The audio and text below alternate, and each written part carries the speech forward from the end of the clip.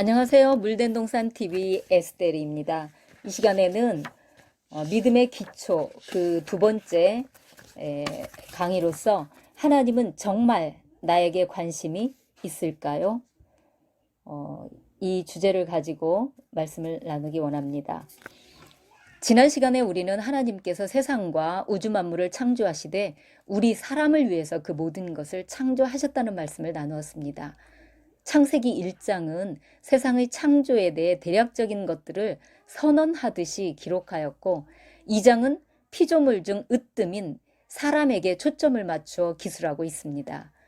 오늘 여러분은 하나님께서 왜 여러분을 만드셨는지 그리고 여러분은 하나님께 어떤 존재인지에 대해 알게 될 것입니다. 하나님께서는 에덴이라는 아름다운 동산을 만드시고 그 안에 각종 과일나무들과 보기에 아름다운 나무들이 나게 했습니다.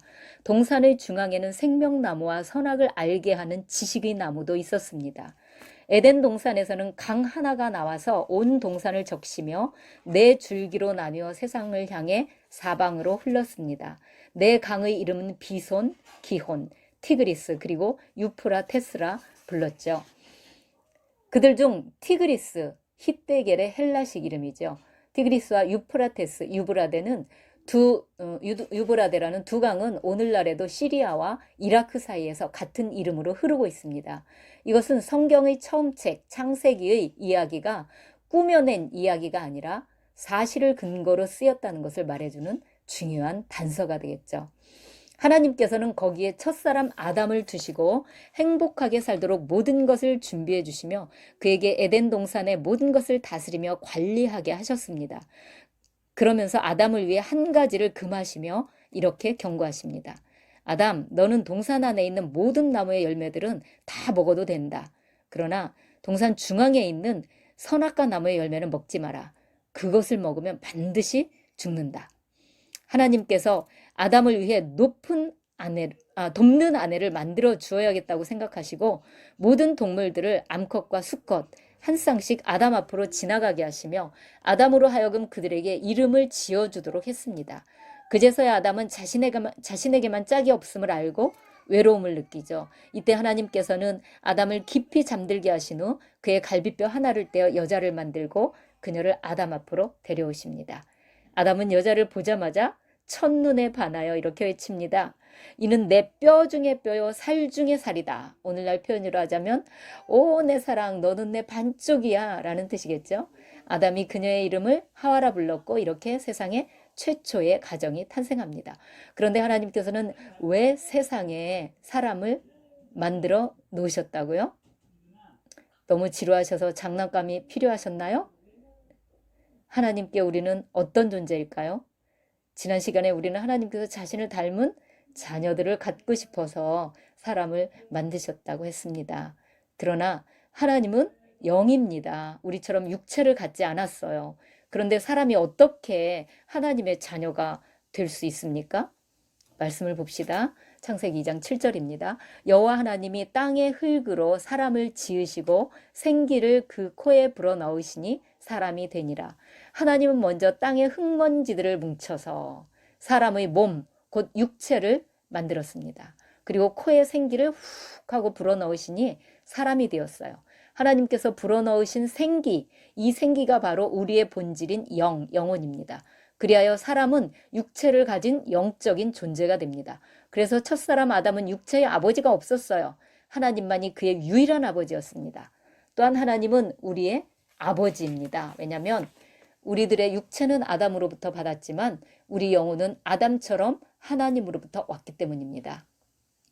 이처럼 우리는 그분의 자녀입니다. 하나님께서는 우리 모두를 통해 이 땅에 큰 가족 공동체를 세우기 원하십니다. 그래서 우리 각각의 사람들을 잘 알고 있을 뿐만 아니라 지금 이 순간도 우리를 사랑으로 돌보고 계시죠. 예수님은 이렇게 말씀하십니다. 마태복음 10장 29에서 31입니다. 참새 2마리가 한 아사리온에 팔리지 않느냐?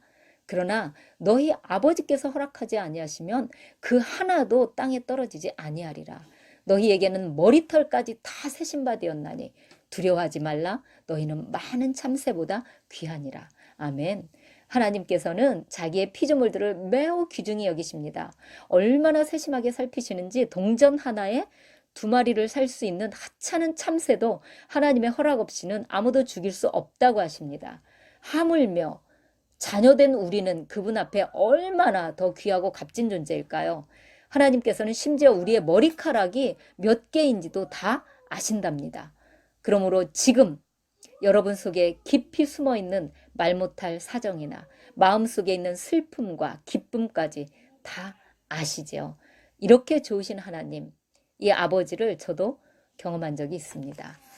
저는 사면이 산으로 둘러싸인 두메산골에서 태어나 거기서 자랐습니다. 고등학교 진학을 위해 도시로 나오면서 교회에 출석하기 시작했습니다. 당시 제 생각에 하나님은 매우 위대하신 큰 능력의 하나님이라고는 믿어졌지만 그분이 저처럼 허물 많고 하찮은 존재까지도 아시고 사랑하신다는 사실은 도무지 믿어지지가 않았어요. 그럼에도 불구하고 하나님을 너무나 만나고 싶었습니다. 모든 죄를 용서받고 싶었고 평안과 기쁨 가운데 살고 싶었습니다. 하나님을 만나면 완전히 새로운 삶을 살 수 있을 것 같았죠. 24살의 어느 날입니다. 이렇게 갈급한 마음으로 2달간의 기간을 정하고 하나님과 인격적인 만남을 위해 오직 성경 읽기와 기도하기를 시작했습니다. 그리고 그 2달이 끝나던 마지막 주일 기도하는 중에 마침내 주님의 세미한 음성을 듣게 됩니다. 딸아, 내가 너를 사랑한다. 사랑한다. 사랑한다.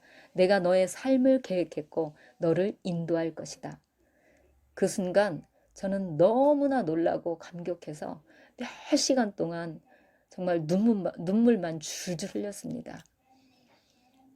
만나달라고 기도하긴 했지만 주님께서 저를 이렇게 실제적으로 만나 주시리라고는 상상하지 못했기 때문입니다. 그러나 생각해보면 우리의 머리카락이 몇 개인지 아시는 주님께서 하나님을 사랑하고 갈망하는 저의 마음을 아시고 찾아주신 것은 너무나 당연한 일이죠. 여러분들 중에도 저처럼 하나님 만나기를 갈망하는 분들이 있으리라 믿습니다. 우리의 육체는 죽으면 흙으로 돌아갑니다. 흙에서 왔기 때문이죠. 그러나 우리의 영혼은 없어지지 않습니다. 천국이나 지옥에서 영원히 존재하게 됩니다. 그래서 주님은 우리에게 이렇게 말씀하십니다. 마태복음 10장 28절입니다. 몸은 죽여도 영혼은 능히 죽이지 못하는 자들을 두려워하지 말고 오직 몸과 영혼을 능히 지옥에 멸하실 수 있는 이를 두려워하라. 여러분은 언젠가 죽어 없어질 육체를 위해 먹고 입고 자고 운동하고 그리고 일합니다. 그런데 그보다 훨씬 중요한 여러분의 영혼을 위해서는 무엇을 하고 계십니까? 성경은 이렇게 말합니다. 이사야서 43장 7절입니다. 내 이름으로 불려지는 모든 자, 곧 내가 내 영광을 위하여 창조한 자를 오게 하라. 그를 내가 지었고 내가 그를 만들었느니라. 아멘. 우리는 하나님의 영광을 위하여 창조되었습니다. 그분과 같은 존재가 되기 위해서 창조되었어요. 그렇다면 어떻게 하나님께 영광을 돌려드릴 수 있을까요? 첫째는 하나님을 아버지로 인정하고 아버지와 자녀로서 친밀한 관계를 맺는 것입니다. 우리는 말씀 읽기와 묵상, 연구와 기도로 하나님과 더욱 가까워질 수 있고 우리 삶의 본이 되시는 예수 그리스도를 닮아갑니다. 우리 속에 거룩한 하나님의 형상이 회복되는 것, 이것이 우리 삶의 목표입니다. 둘째는 하나님의 자녀로서 합당하게 사는 것입니다. 어느 날 한 사람이 예수님을 찾아와 이렇게 묻습니다. 선생님, 율법 중에서 어느 계명이 크니까? 예수께서 이르시되 내 마음을 다하고 목숨을 다하고 뜻을 다하여 주 너의 하나님을 사랑하라 하셨으니 이것이 크고 첫째 되는 계명이요 둘째도 그와 같으니 내 이웃을 내 자신같이 사랑하라 하셨으니 이 두 계명이 온 선지자의 율법과 강령이니라. 여러분, 하나님께서는 왜 우리에게 그토록 하나님을 사랑하라고 하실까요? 하나님이 욕심이 많고 이기적이라서 자기만 사랑해달라고 요구하는 것일까요? 아닙니다. 우리를 위해서예요. 물고기가 물을 떠나서는 살 수 없듯이 우리의 영혼은 하나님을 떠나면 살 수가 없기 때문이에요. 그러면 하나님께서는 또 왜 우리에게 이웃을 사랑하라고 하실까요? 왜냐하면 우리 서로는 하나님과 아담 안에서 형제요 자매이기 때문입니다. 당신의 부모님께서 형제간에 화목하기를 원하시듯이 하늘 아버지께서도 그것을 원하시는 것이죠. 세 번째로 우리는 우리의 가정을 통하여 하나님께 영광을 돌릴 수 있습니다. 질문 하나 하겠습니다. 하나님께서는 왜 아담에게 아내를 5 혹은 10명을 주지 않고 하나만 주셨을까요? 만일 그에게 많은 아내를 주셨다면 아담의 후손들이 더 빠르게 지구상에 번성하였을 것이고 자신의 목적을 더 쉽게 이루셨을 텐데 말입니다. 하나님은 왜 그렇게 하지 않았을까요? 성경을 찾아봅시다. 말라기서 2장 15절입니다. 그는 하나님이죠. 영이 충만하였으나 오직 하나를 만들지 아니하셨느냐? 어찌하여 하나만 만드셨느냐? 이는 경건한 자손을 얻고자 하심이라. 그러므로 내 심령을 삼가 지켜 어려서 맞이한 아내에게 거짓을 행하지 말지니라. 그렇습니다.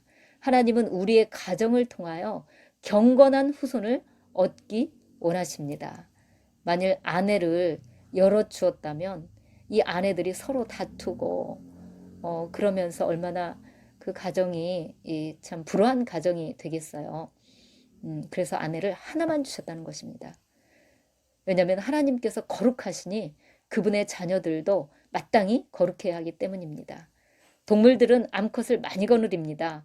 그러나 사람에게는 오직 한 남자에게 한 여자, 한 여자에게 한 남자만을 짝으로 허락하셨습니다. 이것이 거룩하고 행복한 부부의 모습이죠.